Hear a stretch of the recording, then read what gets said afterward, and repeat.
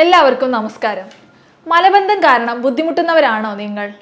ശരിയായ ശോധനയ്ക്ക് വേണ്ടി ദിവസവും ടാബ്ലറ്റ് എടുക്കേണ്ടി വരുന്ന അവസ്ഥ, ഇഷ്ടപ്പെട്ട ഭക്ഷണം ഒന്ന് കൃത്യമായിട്ട് കഴിക്കാൻ പറ്റാതെ വരുന്ന അവസ്ഥ, ഇതിനൊക്കെ തുടർന്ന് മലബന്ധം ഉണ്ടാകുകയും ടോയ്ലറ്റ് പോയി കഴിഞ്ഞാൽ മലബന്ധത്തെ തുടർന്ന് ബ്ലീഡിങ് വരുന്ന അവസ്ഥ.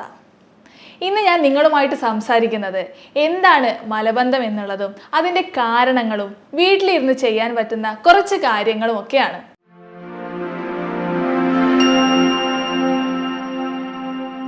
ഞാൻ doctor Shreya S Madhavan, doctor Basil's homeo hospital, Pandikkad, Malappuram ജില്ല.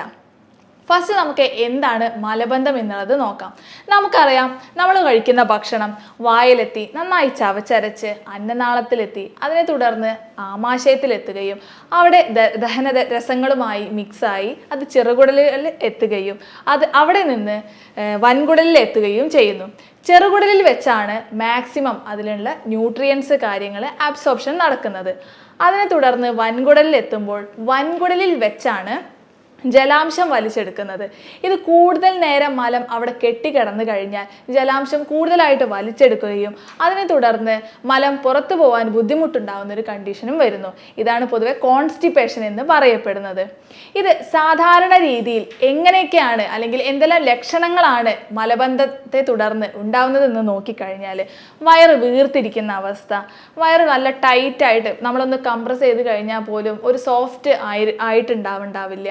അതുകൂടാതെ തന്നെ മലം പുറത്ത് തള്ളപ്പെടാനുണ്ടാവുന്ന ബുദ്ധിമുട്ടൊക്കെയാണ് ജനറലായിട്ട് കോൺസ്റ്റിപ്പേഷന് കാരണമാകുന്നത്. ഇനി ഇത് എങ്ങനെയൊക്കെ നമുക്ക് ശ്രദ്ധിക്കേണ്ടത് എന്നുള്ളതും എന്തെല്ലാം ഭക്ഷണങ്ങളിൽ ഉൾപ്പെടുത്തണം എന്നുള്ളതും നമുക്ക് നോക്കാം. സാധാരണയായിട്ട് എല്ലാവരും ശ്രദ്ധിക്കുന്നതും അല്ലെങ്കിൽ എല്ലാവരും ചെയ്യുന്നതാണ് വെള്ളം ധാരാളം കുടിക്കുക എന്നുള്ളത്. പക്ഷേ വെള്ളം ധാരാളം കുടിച്ചിട്ടും ഫൈബർ കണ്ടന്റുള്ള പച്ചക്കറികളും ധാരാളം കഴിച്ചിട്ടും പലപ്പോഴും പലർക്കും ഇത് ക്ലിയറായി കാണാറില്ല. അപ്പം നമ്മൾ എന്തൊക്കെ റൂൾ ഔട്ട് ചെയ്യണം എന്ന് നോക്കിക്കഴിഞ്ഞാൽ, പലപ്പോഴും പല വൈറ്റമിൻസിൻ്റെയും അഭാവവും അതുപോലെ കൂടുന്നതും കോൺസ്റ്റിപ്പേഷന് കാരണമാകാറുണ്ട്. വൈറ്റമിൻ സിയുടെ കുറവ് പലപ്പോഴും കോൺസ്റ്റിപ്പേഷന് കാരണമാകുന്നുണ്ട്. അതുകൊണ്ടാണ് നമ്മൾ നന്നായിട്ട് പഴങ്ങൾ പച്ചക്കറികളൊക്കെ ധാരാളം കഴിക്കണം എന്ന് പറയുന്നത്. പപ്പായ, നെല്ലിക്ക, ഓറഞ്ച് പോലെയുള്ള വൈറ്റമിൻ സി ധാരാളം അടങ്ങിയിട്ടുള്ള ഭക്ഷണങ്ങൾ നിങ്ങൾ ഉൾപ്പെടുത്തി നോക്കും, കോൺസ്റ്റിപ്പേഷൻ കുറയുന്നുണ്ടായിരിക്കും. ഈ വൈറ്റമിൻ സി നമ്മളെ ശരീരത്തിൽ എങ്ങനെയാണ് ആക്ട് ചെയ്യുന്നത് എന്ന് നോക്കിക്കഴിഞ്ഞാൽ, നമ്മളെ മലത്തിൽ ജലാംശം നിലനിർത്താൻ വേണ്ടിയിട്ട് സഹായിക്കുന്നത് വൈറ്റമിൻ സി ആണ്. അതുപോലെ നമ്മളെ ഇൻറ്റസ്റ്റൈനിൽ വൻകുടലിലുള്ള ഉള്ളിലുള്ള ലൈനിങ് ഉണ്ട്. ആ ലൈനിങ്ങിൻ്റെ ശരിയായ പ്രവർത്തനത്തിന് വൈറ്റമിൻ സി വളരെ ഇമ്പോർട്ടൻ്റ് ആയിട്ടുള്ളൊരു ഘടകമാണ്. ഈ വൈറ്റമിൻ സിയുടെ ഉണ്ടായിക്കഴിഞ്ഞാൽ മാത്രമേ ഉള്ളൂ നമുക്ക് കൊളാജൻ പോലെയുള്ള പ്രോട്ടീൻ ഉണ്ടാവുകയുള്ളൂ. അത് നമ്മളെ ഇൻറ്റസ്റ്റൈനൽ ലൈനിങ്ങിന് പ്രോപ്പറായിട്ടുള്ള ഫങ്ഷനിങ് നടക്കണം എന്നുണ്ടെങ്കിൽ വൈറ്റമിൻ സി കൂടിയേ തീരൂ. അപ്പോൾ പലപ്പോഴും പലരുടെയും വൈറ്റമിൻ സിയുടെ കുറവ് ഈ കോൺസ്റ്റിപ്പേഷന് കാരണമാകുന്ന ഒന്നാണ്. അതുപോലെ മറ്റൊരു വൈറ്റമിൻ്റെ അഭാവമാണ് മഗ്നീഷ്യം ബോഡിയിൽ കുറഞ്ഞു കഴിഞ്ഞാലും കോൺസ്റ്റിപ്പേഷന് കാരണമാകുന്നുണ്ട്. അതെങ്ങനെയെന്ന് വെച്ച് കഴിഞ്ഞാൽ, ഇതുപോലെ തന്നെ നമ്മളെ ഓസ്മോട്ടിക് ജലാംശം മലത്തിൽ ഉണ്ടാവണം എന്നുണ്ടെങ്കിൽ മഗ്നീഷ്യം വളരെ അധികം ബോഡിയിൽ ആവശ്യമുള്ളൊരു ഘടകമാണ്. ഈ മഗ്നീഷ്യത്തിൻ്റെ കുറവും ഇതുപോലെ തന്നെ കോൺസ്റ്റിപ്പേഷന് കാരണമാകുന്നുണ്ട്. പലപ്പോഴും പലരും ഈ നമ്മൾ കോൺസ്റ്റിപ്പേഷൻ വന്നു കഴിഞ്ഞാൽ കഴിക്കുന്നതാണ് മിൽക്ക് ഓഫ് മഗ്നീഷ്യ. അത് കഴിച്ചു കഴിഞ്ഞാൽ ഉടനെ സംഭവിക്കുന്നത് എന്താണ്? ഡയറിയ, വയറിളക്കാണ്. അപ്പോൾ അധികമാവാതെ ഒരു ഡോക്ടറുടെ നിർദ്ദേശപ്രകാരം ആവശ്യമായിട്ടുള്ള വൈറ്റമിൻസ് നമ്മളെ ഭക്ഷണത്തിലും അതുപോലെ വളരെ കുറവാണ് എന്നുണ്ടെങ്കിൽ അത് സപ്ലിമെൻ്റ് ആയിട്ടും എടുക്കുകയാണെന്നുണ്ടെങ്കിൽ കോൺസ്റ്റിപ്പേഷൻ കുറയും എന്നുള്ളത് ഷുവറായിട്ടുള്ള ഒന്നാണ്. അതുപോലെ നമ്മളെ ബോഡിയിൽ കാൽസ്യത്തിൻ്റെ അളവ് കൂടിക്കഴിഞ്ഞാൽ കോൺസ്റ്റിപ്പേഷന് കാരണമാകും. അത് പലപ്പോഴും പലർക്കും അറിയില്ല. പലരും കാൽസ്യം സപ്ലിമെൻറ്റ്സ് അധികമായിട്ട് ഉൾപ്പെടുത്തുന്നത് വഴി അല്ലെങ്കിൽ കഴിക്കുന്ന ആൾക്കാർക്ക് കോൺസ്റ്റിപ്പേഷൻ ഉണ്ടാവാറുണ്ട്. നമുക്കറിയാം, കാൽസ്യം കൂടുതൽ ഉണ്ടായി കഴിഞ്ഞാലാണ് കിഡ്നിയിൽ കല്ല് കാര്യങ്ങൾ ഉണ്ടാവുന്നത്. അതുപോലെ തന്നെ കോൺസ്റ്റിപ്പേഷന് കാരണമാകുന്നതും കാൽസ്യം ബോഡിയിൽ അമിതമായിട്ട് ഉണ്ടായിക്കഴിഞ്ഞാൽ കാരണമാകുന്ന ഒന്നാണ്. പിന്നെ മറ്റൊന്നാണ് സ്ട്രെസ്സ്. സ്ട്രെസ്സ് മാക്സിമം അവോയ്ഡ് ചെയ്യുകയാണ് വേണ്ടത്. അതെങ്ങനെയാണെന്ന് വെച്ച് കഴിഞ്ഞാൽ നമുക്കറിയാം, നമ്മൾ ഇൻറ്റസ്റ്റൈൻ എന്ന് പറയുന്നത് നമ്മുടെ സെക്കൻഡ് ബ്രെയിൻ എന്നാണ് അറിയപ്പെടുന്നത്. കാരണം എന്താണ്, നമ്മളെ വയറും ബ്രെയിനും തമ്മിൽ പലപ്പോഴും കണക്റ്റഡ് ആണ്. നമ്മൾ പല സ്ട്രെസ്സ് കാര്യങ്ങൾ ഉണ്ടായിക്കഴിഞ്ഞാൽ ചിലർക്ക് വയറുവേദന കാര്യങ്ങളൊക്കെ വരുന്നത് കോമൺ ആയിട്ട് കാണാറുള്ളതല്ലേ. അതുപോലെ തന്നെ മലം പോവാത്തൊരു കണ്ടീഷൻ ഉണ്ടെന്നുണ്ടെങ്കിൽ, അത് സ്ട്രെസ് ഉണ്ടെന്നുണ്ടെങ്കിൽ കോൺസ്റ്റിപ്പേഷന് കാരണമാക്കുന്ന ഒന്നാണ്. അപ്പോൾ നമുക്ക് ഇഷ്ടപ്പെട്ട കാര്യങ്ങളിൽ കൂടുതലായിട്ട് ഇൻവോൾവ് ആവുക, മാക്സിമം സ്ട്രെസ് ഫ്രീ ആകാൻ വേണ്ടിയിട്ട് ശ്രദ്ധിക്കുക. പിന്നെ കോൺസ്റ്റിപ്പേഷൻ കാരണമാക്കുന്ന ഒന്നാണ് ദുശീലങ്ങളായിട്ടുള്ള പുകവലി, അതുപോലെ മദ്യപാനം എന്നിവ മാക്സിമം പരമാവധി നിർത്താൻ വേണ്ടിയിട്ട് ശ്രദ്ധിക്കേണ്ട ഒന്നാണ്. പിന്നെ അതിൽ വേറൊന്ന് ശ്രദ്ധിക്കേണ്ടതാണ് സിറ്റിംഗ് ജോബുള്ള ആൾക്കാർ, പൊതുവെ IT മേഖലകളിലും അക്കൗണ്ടിങ് സെക്ടറിലും ഒക്കെ വർക്ക് ചെയ്യുന്ന ആൾക്കാർക്ക് അറിയാം, രാവിലെ ഇങ്ങോട്ട് ഇരുന്ന് കഴിഞ്ഞാൽ അവർ മാക്സിമം വൈകുന്നേരം വരെ ഇരുത്തം തന്നെ ആയിരിക്കും. കണ്ടിന്യൂസ് ആയിട്ടുള്ള ഇരുത്തം പലപ്പോഴും കോൺസ്റ്റിപ്പേഷന് കാരണമാകും. അതെന്താണെന്ന് വെച്ച് കഴിഞ്ഞാൽ നമ്മളെ വയറിനുള്ളിലുള്ള മസിൽസിൻ്റെ മൂവ്മെൻറ്റ് കുറയാനും കാരണമാകുന്നുണ്ട്. എങ്ങനെയാണെന്ന് വെച്ച് കഴിഞ്ഞാൽ നമുക്ക് ശ്രദ്ധിച്ചു കഴിഞ്ഞാൽ അറിയാം, സെഡൻറ്ററി ലൈഫ് സ്റ്റൈൽ അല്ലെങ്കിൽ കിടപ്പിലായ രോഗികൾ, ഏജ്ഡ് ആയിട്ടുള്ള രോഗികളോ അല്ലെങ്കിൽ ആൾക്കാർക്കോ പൊതുവെ കോൺസ്റ്റിപ്പേഷൻ വിട്ടുമാറാത്ത ഒന്നായിരിക്കും. കാരണം എന്താണ്, അവരുടെ മസിൽസിനെല്ലാം മൂവ്മെൻറ്റ് കുറവായിരിക്കും, മസിൽ സ്ട്രെങ്ത് കുറവായിരിക്കും. ഇതൊക്കെ പലപ്പോഴും കോൺസ്റ്റിപ്പേഷന് കാരണമാക്കുന്നുണ്ട്. അതുപോലെ പുറത്തു നിന്നുള്ള ഭക്ഷണം, അമിതമായിട്ട് ഹോട്ടൽ ഭക്ഷണങ്ങൾ കഴിക്കുന്നതും എല്ലാം കോൺസ്റ്റിപ്പേഷന് കാരണമാകുന്ന ഒന്നാണ്. അതുപോലെ ഉറക്കക്കുറവ് പലപ്പോഴും കോൺസ്റ്റിപ്പേഷന് കാരണമാകുന്ന ഒന്നാണ്. ഇതാണ് ഞാൻ നേരത്തെ പറഞ്ഞത്, ബ്രെയിനും നമ്മളെ സ്റ്റൊമക്കുമായിട്ട് ചെറിയ കണക്ഷൻ ഉണ്ട് എന്നുള്ളത് പറയാനുള്ള പ്രധാന കാരണം അതാണ്. മാക്സിമം ഒരു 4 to 6 hours എങ്കിലും ഉറങ്ങുന്നുണ്ട് എന്നുള്ളത് നിങ്ങൾ ഉറപ്പുവരുത്തേണ്ട ഒന്നാണ്. ഇനി ഇത്തരം കാര്യങ്ങളൊക്കെ നമുക്ക് മലബന്ധത്തിന് കാരണമാകുന്നത് അല്ലെങ്കിൽ അത് ശ്രദ്ധിക്കേണ്ട കാര്യങ്ങളാണ്. ഇനി നമുക്ക് എന്തൊക്കെ ഹോം റെമഡീസ് വീട്ടിലിരുന്നു കൊണ്ട് നമുക്ക് ഇതിനെ പ്രിവെൻറ്റ് ചെയ്യാൻ വേണ്ടിയിട്ട് ചെയ്യാമെന്നുള്ളത് നോക്കാം. 1-2 ടേബിൾ സ്പൂൺ ഒലീവ് ഓയിൽ നമ്മുടെ ഭക്ഷണത്തിൽ ഉൾപ്പെടുത്തുന്നത് മലബന്ധം കുറയ്ക്കാൻ വേണ്ടിയിട്ട് സഹായിക്കുന്ന വളരെ നല്ലൊരു കാര്യമാണ്. അതെങ്ങനെയെന്ന് വെച്ച് കഴിഞ്ഞാൽ, നമ്മൾ വൈകുന്നേരം പലപ്പോഴും സാലഡുകൾ എന്തെങ്കിലും കഴിക്കുകയാണെന്നുണ്ടെങ്കിൽ അതിൽ 1-2 ടേബിൾ സ്പൂൺ ഒലീവ് ഓയിൽ ഉപയോഗിക്കുക. അതുമല്ല എന്നുണ്ടെങ്കിൽ ഡയറക്റ്റ്ലി ഒരു 1-2 ടേബിൾ സ്പൂൺ വെർജിൻ ആയിട്ടുള്ള എക്സ്ട്രാ വെർജിൻ ഒലീവ് ഓയിൽ ഉപയോഗിക്കുന്നത് മലബന്ധം കുറയ്ക്കാൻ സഹായിക്കും. ഈ ഒലീവ് ഓയിൽ എങ്ങനെയെന്ന് വെച്ച് കഴിഞ്ഞാൽ ഇതിനൊരു സ്മൂത്തനിങ് എഫക്റ്റ്, മലത്തിന് ഒരു സ്മൂത്തനിങ് എഫക്റ്റ് കൊടുക്കാൻ വേണ്ടിയിട്ട് സഹായിക്കുന്ന ഒരു ഘടകമാണ്. അതുകൊണ്ടാണ് ഒലീവ് ഓയിൽ ഭക്ഷണത്തിൽ ഉൾപ്പെടുത്താൻ പറയുന്നത്. അതും കുക്കിംഗ് ചെയ്യാൻ വേണ്ടിയിട്ടല്ല, നോർമൽ നമ്മൾ സാലഡുകളൊക്കെ ആയിട്ട് ഉപയോഗിക്കുമ്പോഴാണ് ഒലീവ് ഓയിൽ ഭക്ഷണത്തിൽ ഉൾപ്പെടുത്തേണ്ടത്. അതുപോലെ നമുക്ക് ഭക്ഷണത്തിൽ ശ്രദ്ധിക്കാൻ പറ്റുന്ന ഒന്നാണ് തൈര്, പ്രോബയോട്ടിക് എന്ന് പറയുന്ന കണ്ടന്റ്. പ്രോബയോട്ടിക് തൈര് നമ്മുടെ ഭക്ഷണത്തിൽ ഉൾപ്പെടുത്തുന്നത് മലബന്ധം കുറയ്ക്കാൻ വേണ്ടിയിട്ട് സഹായിക്കുന്ന നല്ലൊരു കാര്യമാണ്. പക്ഷെ ശ്രദ്ധിക്കേണ്ട ഒരു കാര്യം എന്താണെന്ന് വെച്ച് കഴിഞ്ഞാൽ, പലപ്പോഴും പല ഭക്ഷണങ്ങളും പലർക്കും ബുദ്ധിമുട്ടുകൾ ഉണ്ടാക്കാറുണ്ട്. നമുക്ക് എളുപ്പത്തിൽ മനസ്സിലാവുന്നതാണ്, ചിലർക്ക് ബീഫ് കഴിച്ചാലോ അല്ലെങ്കിൽ സീ ഫുഡ്, കല്ലുമ്മക്കായോ അല്ലെങ്കിൽ ഞണ്ട്, ചെമ്മീൻ പോലെയുള്ള കാര്യങ്ങൾ കഴിക്കുമ്പോൾ ചിലർക്ക് ബോഡിയിൽ അലർജി ഉണ്ടാവാറുണ്ട് അല്ലേ, ചുവന്ന് തടിക്കുന്ന ഒരവസ്ഥയൊക്കെ ഉണ്ടാവാറുണ്ട്. ഇതുപോലെ തന്നെ പലപ്പോഴും പല ഭക്ഷണങ്ങളും പലർക്കും കോൺസ്റ്റിപ്പേഷൻ ഉണ്ടാക്കുന്നതും ഉണ്ട്. പലരും കൂടുതലായിട്ട് പറയുന്നതാണ് പാല് പലപ്പോഴും എങ്ങനെയാണ് കോൺസ്റ്റിപ്പേഷൻ ഉണ്ടാക്കുന്നത് എന്ന് വെച്ച് കഴിഞ്ഞാൽ, പാലിൽ അടങ്ങിയിട്ടുള്ള കാസിൻ എന്ന് പറയുന്ന കണ്ടന്റ് കോൺസ്റ്റിപ്പേഷൻ ഉണ്ടാക്കുന്ന ഒന്നാണ്. അപ്പോൾ അതുകൊണ്ട് ചിലർ എന്തൊക്കെയാണ് പല ഭക്ഷണങ്ങളിലും നമുക്ക് എന്തൊക്കെയാണ് ബുദ്ധിമുട്ടുണ്ടാക്കുന്നത് എന്ന് വ്യക്തമായി നോക്കി അത്തരം ഭക്ഷണങ്ങൾ ഒഴിവാക്കുന്നതായിരിക്കും ഏറ്റവും അനുയോജ്യമായിട്ടുള്ള ഒന്ന്.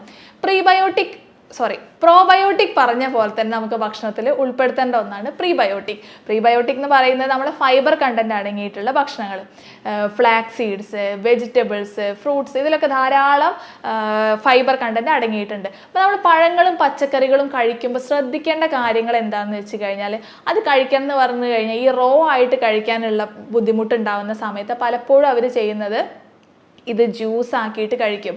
അപ്പോൾ എന്താ സംഭവിക്കുന്നത്, നമ്മുടെ ഭക്ഷണത്തിൽ കൂടുതലായിട്ട് നമ്മൾ കഴിക്കുമ്പോൾ കൂടുതലായിട്ട് ഷുഗർ വരികയും, അല്ലെങ്കിൽ അതുമല്ലാന്നുണ്ടെങ്കിൽ നല്ല ഫൈബർ, സോലിബിൾ ആയിട്ടുള്ള നല്ല ഫൈബർ പലപ്പോഴും ഇത് ജ്യൂസ് ആക്കുമ്പോൾ അത് കട്ടായി പോകും.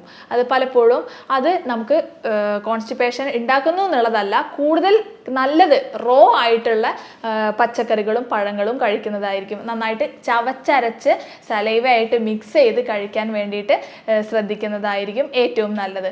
പിന്നെ മാക്സിമം സ്മോക്കിങ്, ആൽക്കഹോൾ കാര്യങ്ങൾ ഒഴിവാക്കുന്നതും വളരെ നല്ലതാണ്. പിന്നെ വീട്ടിലിരുന്നു കൊണ്ട് ചെയ്യാൻ പറ്റുന്ന മറ്റൊന്നാണ് ഒരു ഗ്ലാസ് ഇളം ചൂടുവെള്ളത്തിൽ രാവിലെ എഴുന്നേറ്റ ഉടനെ തന്നെ ഒരു ഗ്ലാസ് ഇളം ചൂടുവെള്ളത്തിൽ അല്പം നാരങ്ങ പിഴിഞ്ഞിട്ട് ഡെയിലി കഴിക്കുന്നത് കോൺസ്റ്റിപ്പേഷൻ കുറയ്ക്കാൻ വേണ്ടിയിട്ട് സഹായിക്കും. പക്ഷെ നാരങ്ങ ഉപയോഗിക്കുമ്പോൾ ഗ്യാസ്ട്രൈറ്റിസ് പോലുള്ള കണ്ടീഷൻ ഉണ്ട് എന്നുണ്ടെങ്കിൽ ഒഴിവാക്കുന്നതായിരിക്കും നല്ലത്. കാരണം അത് പുളിപ്പ് ആവുന്നത് കൊണ്ട് ഇത് കൂട്ടാൻ, ഗ്യാസ്ട്രിക് പ്രോബ്ലംസ് കൂട്ടാൻ ചിലപ്പോൾ കാരണമായേക്കാം. എങ്ങനെയാണെന്നുള്ളത് നോക്കിയതിന് ശേഷം കഴിക്കുക. അതല്ല എന്നുണ്ടെങ്കിൽ ഇളം ചൂടുവെള്ളം കുടിക്കുന്നതും കോൺസ്റ്റിപ്പേഷൻ കുറയ്ക്കാൻ വേണ്ടിയിട്ട് സഹായിക്കും. അതുപോലെ എഴുന്നേറ്റ ഉടനെ തന്നെ ഒന്ന് ചെറുതായിട്ട് നടക്കാനോ ചെറിയ ജോഗിങ്ങിനൊക്കെ പോകുന്നതും നമ്മൾ ആനൽ ഏരിയയിലുള്ള മസിൽസിനും വയറിനും ഒക്കെ ഒരു റിലാക്സേഷന് നല്ലതായിരിക്കും. അതുപോലെ നമുക്ക് വേറെ ചെയ്യാൻ പറ്റുന്ന മറ്റൊരു ചെറിയൊരു കാര്യമാണ് നമ്മൾ ആനൽ ഏരിയയിലുള്ള മസാജിങ്. ഇതിപ്പോൾ നമ്മളെ മലദ്വാരമാണ് എന്നുണ്ടെങ്കിൽ, ആനസ് ആണെന്നുണ്ടെങ്കിൽ അതിന് ചുറ്റുമുള്ള മസിൽസൊക്കെ നമ്മൾ കോൺസ്റ്റിപ്പേഷനുള്ള ആൾക്കാർക്ക് അറിയാം വളരെ ടൈറ്റായിട്ടായിരിക്കും ഉണ്ടായിരിക്കുക. അത് നമുക്ക് ചെറിയ മസാജ് വഴി അവിടെയുള്ള സർക്കുലേഷൻ കൂട്ടുകയും അതിനെ തുടർന്ന് മസിൽസിന് ചെറിയൊരു റിലാക്സേഷൻ കിട്ടുകയും ചെയ്യും. 1-2 മിനിറ്റ് ഒന്ന് മസാജ് ചെയ്യുന്നത് വളരെ നല്ലതാണ്. അപ്പോൾ അവിടെയുള്ള സർക്കുലേഷൻ കൂടി അവിടെ മസിൽസ് ഒന്ന് റിലാക്സ് ആവുകയും ഈ സ്റ്റൂള് പുറന്തള്ളാനുള്ളൊരു ടെൻഡൻസി കൂടുകയും ചെയ്യുന്നു. അതുപോലെ മറ്റൊന്ന് നമ്മൾ ശ്രദ്ധിക്കേണ്ടതാണ്, നമ്മളെ ലൈഫ് സ്റ്റൈലിൽ ചേഞ്ച് വരുത്തണം എന്നുള്ളത്. അതെന്താണെന്ന് വെച്ച് കഴിഞ്ഞാൽ പലപ്പോഴും നമ്മൾ യൂറോപ്യൻ ടോയ്ലറ്റിൽ ഇരിക്കുമ്പോൾ നമ്മുടെ മലദ്വാരത്തിൻ്റെ പൊസിഷൻ അല്ലെങ്കിൽ വൻകുടലും അത് കഴിഞ്ഞിട്ട് വരുന്ന രക്തത്തിൻ്റെയും പൊസിഷൻ പലപ്പോഴും ക്ലോസ്ഡ് ആയിട്ടാണ് ഉണ്ടായിരിക്കുക. യൂറോപ്യൻ ടോയ്ലറ്റിൽ ഇരിക്കുന്ന ആൾക്കാരാണ് എന്നുണ്ടെങ്കിൽ എക്സ്ട്രാ ഒരു സ്റ്റൂള് വെച്ച് ടോയ്ലറ്റിൽ ഇരുന്നതിന് ശേഷം നമ്മളെ കാലും കൂടെ പൊക്കി വെക്കാൻ തക്ക വിധത്തിൽ ഒരു സ്റ്റൂള് വെച്ചിട്ട് ഇരിക്കുക. അതല്ല എന്നുണ്ടെങ്കിൽ ഏറ്റവും നല്ല ടോയ്ലറ്റ് ശീലം അല്ലെങ്കിൽ ഏറ്റവും നല്ല രീതി എന്താണെന്ന് വെച്ച് കഴിഞ്ഞാൽ നമ്മൾ ഇന്ത്യൻ ടോയ്ലറ്റിൽ ഇരിക്കുന്നത് തന്നെയാണ്. അതാണ് എക്സാക്റ്റ് അതിന് ഉള്ള നമ്മളെ സ്റ്റൂള് പുറന്തള്ളാനുള്ളൊരു എക്സാക്റ്റ് പാത്ത് വേ വരുന്നത് ഇന്ത്യൻ ടോയ്ലറ്റിൽ ഇരിക്കുമ്പോഴാണ്. അപ്പോൾ ഇത്തരം കാര്യങ്ങളും മലബന്ധമുള്ള ആൾക്കാർ ശ്രദ്ധിക്കേണ്ടത് വളരെ ഇമ്പോർട്ടൻ്റ് ആണ്. പിന്നെ ഞാൻ പറഞ്ഞല്ലോ, കാൽസ്യം സപ്ലിമെൻറ്റ്സോ അല്ലെങ്കിൽ വേറെ എന്തെങ്കിലും സപ്ലിമെൻറ്റ്സ് എടുക്കുന്നുണ്ടെന്നുണ്ടെങ്കിൽ അത് ശ്രദ്ധിക്കുക. കൂടുതലായിട്ട് നമ്മൾ കാൽസ്യത്തിൻ്റെ ഒക്കെ അളവ് കൂടിക്കഴിഞ്ഞാൽ കോൺസ്റ്റിപ്പേഷൻ ഉണ്ടാക്കും. അതുപോലെ ഞാൻ നേരത്തെ പറഞ്ഞ പോലെയുള്ള കാര്യങ്ങൾ, സപ്ലിമെൻറ്റ്സ് ഒരു ഡോക്ടറുടെ നിർദ്ദേശപ്രകാരം മാത്രം എടുക്കുക. അതല്ലാന്നുണ്ടെങ്കിൽ പലപ്പോഴും അത് ഡയറിയ, വയറിളക്കം പോലുള്ള കണ്ടീഷനിലേക്കാണ് പോകുന്നത്. എല്ലാവരും അങ്ങനെയാണ് ചെയ്യുന്നത്. മലബന്ധം വന്നു കഴിഞ്ഞാൽ അല്ലെങ്കിൽ എനിമയോ കാര്യങ്ങളോ ചെയ്യും. അതും അല്ലാന്നുണ്ടെങ്കിൽ വയറിളകാനുള്ള ടാബ്ലറ്റ് കഴിക്കും. എത്ര നാൾ നമുക്ക് ഇതിങ്ങനെ കഴിക്കാൻ പറ്റും? അതിന് കറക്റ്റായിട്ടുള്ള നമ്മൾ ജീവിതശൈലിയിൽ മാറ്റം വരുത്തുകയും വേണം. അതുപോലെ തന്നെ സപ്പോർട്ടീവായിട്ടുള്ള ട്രീറ്റ്മെൻറ്റും കാര്യങ്ങളും ചെയ്ത് കഴിഞ്ഞാൽ തന്നെ നമുക്ക് കോൺസ്റ്റിപ്പേഷൻ വളരെ സുഖമായിട്ട് മാറ്റിയെടുക്കാവുന്ന ഒന്നാണ്. ഹോമിയോപ്പതിയിൽ നമുക്ക് കോൺസ്റ്റിപ്പേഷന് വളരെ ഫലപ്രദമായിട്ടുള്ള ചികിത്സാ രീതിയാണ്. എന്താണെന്ന് വെച്ച് കഴിഞ്ഞാൽ നമുക്ക് ഹോമിയോയിൽ അധികകാലം മെഡിസിൻ ഒന്നും എടുക്കാതെ തന്നെ നമുക്ക് കോൺസ്റ്റിപ്പേഷൻ കുറച്ച് കൊണ്ടുവരാൻ കഴിയും.